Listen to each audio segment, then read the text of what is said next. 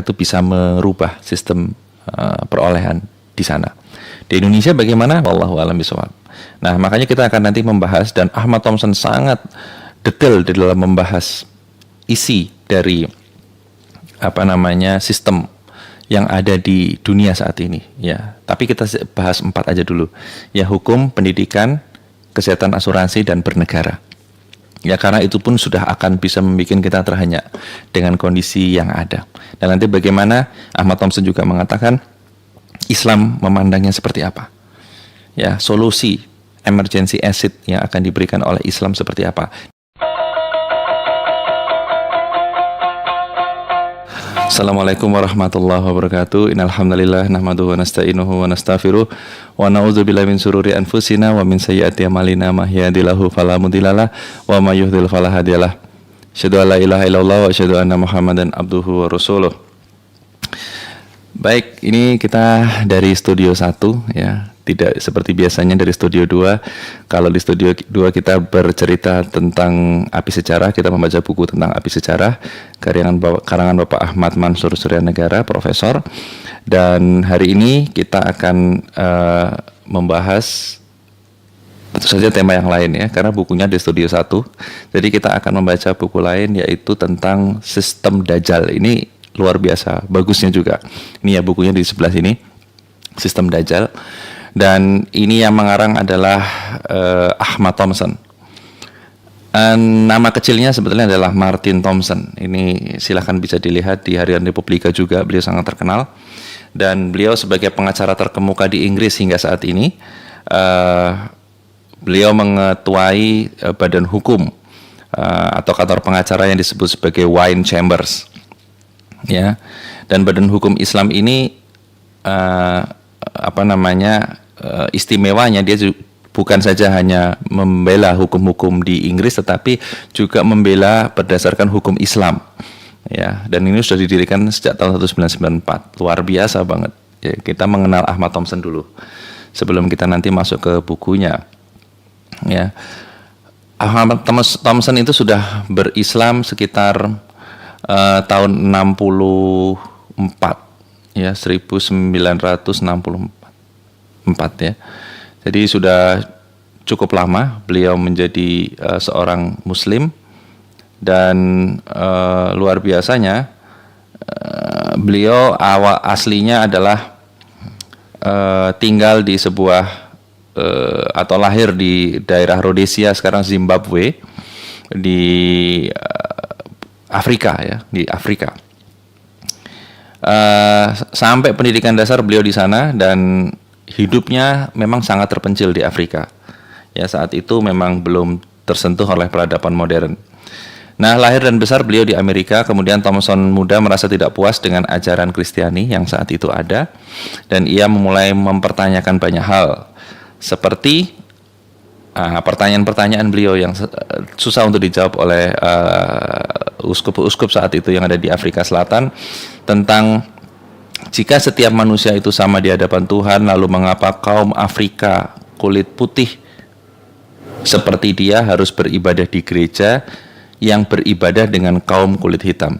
Jika setiap manusia itu sama di hadapan Tuhan, lalu mengapa kaum Afrika kulit putih seperti dia harus beribadah di gereja yang berbeda dengan kaum kulit hitam? Ya, ternyata di sana beda, jadi gerejanya berbeda. Ada juga pertanyaan-pertanyaan lain tentang jika Yesus adalah Tuhan, kepada siapa dahulu ia berdoa? Ya kan? Karena pada saat mau disalib kan berdoa. Jika Yesus adalah Tuhan dan disalib, lalu siapa yang menghidupi surga dan dunia? Pertanyaan itu tidak pernah terjawab selama dia memeluk ajaran Nasrani tersebut. Dan beliau akhirnya sampai lulus di Exeter University Inggris ya. Exeter University di Inggris.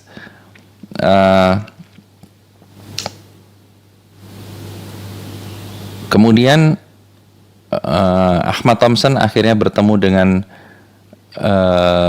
Syekh Abdul Qadir Al-Sufi. Beliau adalah seorang tokoh tarbiyah dan penggagas gerakan dunia Murabitun ya. Pertemuan itu akhirnya memperkenalkan si Ahmad Thompson ini dengan agama Islam. Dan saat mendengarkan ucapan dari Syekh tersebut, maka Ahmad Thompson menemukan jalan Islam, ya, dan jawaban-jawaban tadi terjawab semua oleh Syekh tadi. Sejak itu Ahmad Thompson rutin mengikuti dan mengunjungi pusat kajian Islam Syekh Abdul Qadir. Lalu ia juga membaca sebuah buku yang berjudul The Book of Stranger yang ditulis oleh sang Syekh tersebut. Ya, mungkin bisa dicari juga nih buku ini ya, kalau bisa banyak memualafkan orang. Kemudian Thompson mantap mengakhiri perceraiannya pada tahun 1973 ya, karena beliau harus mengikrarkan syahadat. Bukan tahun 64, tahun 73, bukan tahun 74 tapi bukan 64 tapi tahun 74. Ia mengikrarkan syahadat lalu berhaji 4 tahun kemudian. Jadi beliau berhaji, kemudian sepulang haji ia menyelesaikan pelatihannya sebagai pengacara. Lalu pada 26 Juli 79 ia dipanggil oleh pengadilan England and Wales dan mulai meniti karir di bidang advokasi dan juga mengadvokasi hukum Islam. Jadi banyak warga-warga Inggris yang Muslim yang hak-haknya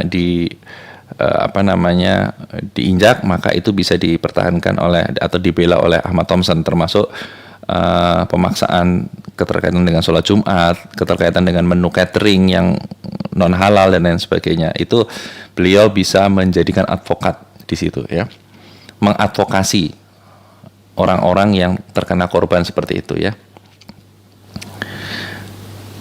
Kemudian Thompson mendapatkan perhatian publik pada 2001 saat tampil dalam sebuah film dokumenter yang berjudul My Name is Ahmed, yang menyabet beberapa macam penghargaan. Bahkan ia pun juga dipanggil untuk beberapa film dokumenter dengan judul Prince Nasim Guide to Islam. Ya, kedua film itu ditayangkan oleh BBC pada Agustus 2001, dan setelah itu wajahnya sering menghiasi layar-layar kaca, khususnya di acara-acara program Islam. Ya, bahkan beliau sekarang juga mengisi dengan banyak sekali aneka kegiatan keislaman, mulai dari ceramah tentang Islam di berbagai wilayah Inggris, juga menulis beberapa jurnal, ya, khususnya di jurnal Al-Qala, sampai menjadi kontributor tetap dalam konferensi lintas agama yang digelar setiap tahun di Masjid Regent's Park dan pusat kebudayaan Islam di sana. Luar biasa. Jadi ini adalah titik beliau ya, bagaimana beliau akhirnya mengarang beberapa macam buku. Dan hari ini kita akan membahas atau paling tidak membacakan beberapa buku, satu buku saja dulu, satu buku yang judulnya Dengan Sistem Dajjal ya, atau Antikris System ya, itu bukunya tadi. Dan kita akan membahas 4 pokok bahasan dari buku ini, yaitu bagaimana sistem Dajjal di sistem hukum, kemudian sistem Dajjal di sistem pendidikan, sistem Dajjal di sistem kesehatan dan asuransi, kemudian sistem Dajjal di sistem bernegara. Ya, hal ini akan sangat penting sekali untuk sama-sama kita pelajarin ya. Wow, ini sudah berapa menit? 7 menit. Ya, mungkin kita masih bisa masuk satu ya ke dalam satu saja sistem hukum. Baik, dalam sistem hukum, Ahmad Thompson juga menjelaskan banyak mengenai masalah bagaimana sistem Dajjal. Kenapa disebut sistem Dajjal? Jadi Ahmad Thompson itu berkata bahwa sebetulnya dunia ini sedang akan dikuasai oleh sebuah sistem. Ya. Dalam The New World Order yang beliau karang juga bukunya, itu beliau mengatakan ada segelombongan orang, ya tentu saja orang-orang Yahudi, yang ingin menguasai dunia ini dengan sistem dunia baru. Sistem dunia baru yang dilakukan ini tidak lain dan tidak bukan adalah sistem transaksional. Jadi semuanya itu ditransaksionalkan. Mengapa harus dilakukan seperti itu? Ya karena salah satunya adalah untuk meminimalisir sistem sosial yang ada. Seperti diingat bahwa Islam itu memiliki 2 sistem yang tidak boleh tercampur, yaitu akad sosial dan akad komersial. Keduanya tidak boleh dicampur. Ya, seperti memberi hutang. Memberi hutang itu adalah akadnya sosial, membantu. Maka dia tidak boleh mengambil keuntungan, tidak boleh mengambil bunga, karena dia bukan akad komersial yang mengambil keuntungan, tetapi dia adalah akad sosial, menolong. Nah, di dalam sistem Dajjal itu akan dirusak. Mereka akan mentransaksionalkan semua saja sistem yang ada, even itu adalah sistem-sistem yang hubungannya dengan sosial. Wah, ini kan seru sekali. Makanya dari 4 tadi yang kita sebutkan, ada 4 hal. Yang pertama adalah sistem hukum. Bayangin, bagaimana jika hukum itu ditransaksionalkan? Bagaimana sistem pendidikan jika ditransaksionalkan? Bagaimana sistem kesehatan dan asuransi jika ditransaksionalkan? Ya. Dan bagaimana sistem bernegara jika ditransaksionalkan? Ini adalah merusak segala macam sendi-sendi sosial yang ada. Ya, kita tahu bahwa hukum itu sebetulnya tidak bisa ditransaksionalkan. Selama hukum itu ditransaksionalkan, maka semuanya bisa dibeli oleh orang yang memiliki uang. Begitu pula sistem pendidikan. Bagaimana pendidikan yang mestinya mencerdaskan kehidupan bangsa, tetapi akhirnya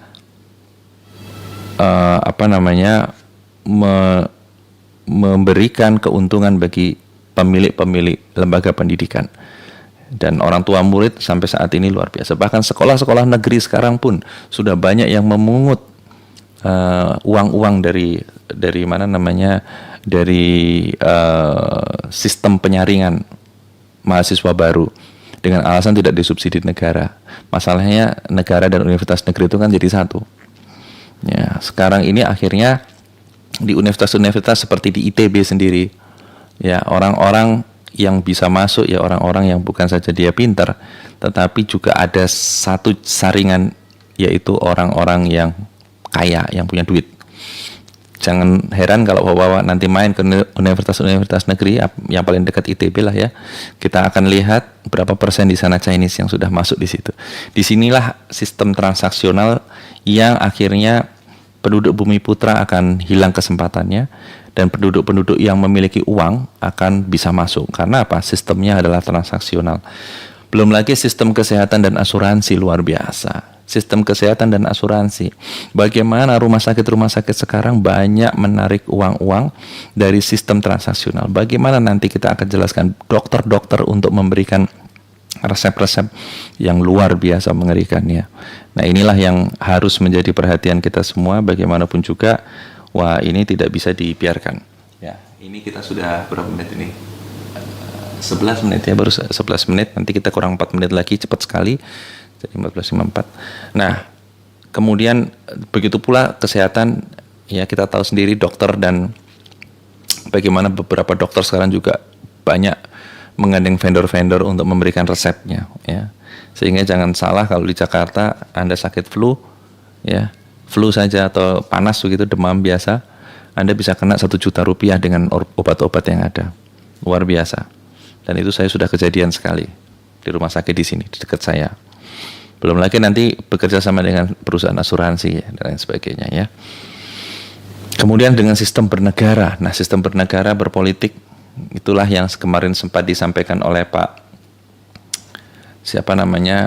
Karno, bahwa beliau sebenarnya tidak suka dengan sistem demokrasi yang terbuka seperti di Amerika. Kenapa? Karena sebetulnya sistem demokrasi itu bukan suara rakyat, tapi suara pengusaha. Loh, kok bisa? Bukankah rakyat selama ini nyoblos langsung pemilihnya? Ya, betul. Tetapi siapa yang paling bisa mempengaruhi rakyat adalah siapa yang kampanyenya paling hebat. Siapa yang kampanyenya paling hebat, otomatis siapa yang berani membiayai paling kuat. Jadi pengusaha membiayai kampanye, pengusaha membiayai sistem di nggak tahu ya, di dalam sistem pemerintahan mungkin dia bisa ganti angka, ganti huruf dan lain sebagainya. Ya, ini yang paling mengerikan, dan akhirnya pemilu apapun itu bisa diatur oleh pengusaha, ya. Tidak heran kalau di zaman-zaman sekarang yang namanya pemilu itu orang-orang kaya yang menang, gitu ya, atau orang-orang yang di belakangnya ada orang-orang kaya, ya, termasuk di Amerika sendiri. Makanya beberapa tahun yang lalu ketika Ahmadinejad diangkat sebagai presiden Iran, sebelumnya dia matikan semua sistem internet, ya, yang ada di negara tersebut, sehingga rekapitulasi suara nggak bisa diatur oleh Amerika. Ya, karena itu sangat amat mudah. Ya, karena Iran sendiri sudah melihat bahwa ternyata sistem di Amerika itu bisa merubah sistem perolehan di sana. Di Indonesia bagaimana? Wallahu a'lam bishawab. Nah, makanya kita akan nanti membahas, dan Ahmad Thompson sangat detail di dalam membahas isi dari sistem yang ada di dunia saat ini, ya. Tapi kita bahas 4 aja dulu. Ya, hukum, pendidikan, kesehatan, asuransi, dan bernegara. Ya, karena itu pun sudah akan bisa membuat kita terhenyak dengan kondisi yang ada. Dan nanti bagaimana Ahmad Thompson juga mengatakan Islam memandangnya seperti apa. Ya, solusi emergency exit yang akan diberikan oleh Islam seperti apa di dalam sistem hukumnya, ya. Supaya tidak seperti itu, bagaimana di dalam sistem pendidikan, bagaimana sistem pendidikan yang ditawarkan oleh Islam, dari sistem kesehatan apa yang dilakukan oleh Islam, dan dari sistem bernegara bagaimana prinsip demokrasi yang bagus menurut Islam. Ingat, Islam bukan mengeterapkan sesuatu yang sangat rigid terhadap dinasti. Islam pun juga bukan demokrasi yang asal-asalan, tetapi selalu menggunakan majelis syuro. Yang dipilih masyarakat adalah orang-orang yang sudah dipilih oleh majelis syuro. Dari sisi imannya sudah bagus, dari sisi meningkatkan peradabannya sudah bagus. Makanya Umar bin Khattab selalu berkata, kalau aku memilih seorang gubernur, aku pilih 2 hal. Yang pertama, dia bisa menjaga agamanya, dan yang kedua, dia bisa meningkatkan peradabannya. Ini yang insya Allah akan kita bicarakan di kesempatan yang akan datang, insya Allah. Billahi taufiq wal hidayah. Assalamualaikum warahmatullahi wabarakatuh.